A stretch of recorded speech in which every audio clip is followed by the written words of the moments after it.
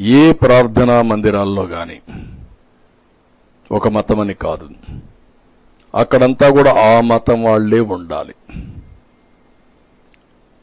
ఆ మతం వాళ్లే మేనేజ్మెంట్ మీద ఉండాలి, ఆ మతం మీద నమ్మకం ఉండేవాళ్లే ఆ మేనేజ్మెంట్ ఇష్యూస్ అన్ని హ్యాండిల్ చేయాలి. అందులో నేరస్తులు గాని సంఘ విద్రోహ శక్తులు గాని అలాంటి లేకుండా వెరిఫై చేసుకుంటాం బోర్డు మేనేజ్మెంట్ బోర్డులు వేసేటప్పుడు. ఇవన్నీ కూడా తీసుకొచ్చి సాంప్రదాయాలకు అనుగుణంగా ఇవన్నీ తీసుకొస్తాం. అదే సమయంలో అక్కడ పనిచేసే వాళ్ళ దగ్గర నుంచి మేనేజ్మెంట్స్ దగ్గర నుంచి అన్ని జాగ్రత్తలు తీసుకుంటాం. ఒక దేవాలయాలే కాదు, మసీదులు గాని ప్రార్థనాలయాలు మీ చర్చెస్ గాని అన్ని దిక్కల ఇది పాటిస్తాం. అందరం కూడా మత సామరస్యాన్ని కాపాడుకోవాలి. వేరే మతస్థులకు అనవసరంగా ఇబ్బందులు కలిగించే విధంగా ఎవ్వరూ ప్రొవోక్ చేయడానికి వీల్లేదు. అది కూడా తీసుకొస్తాం.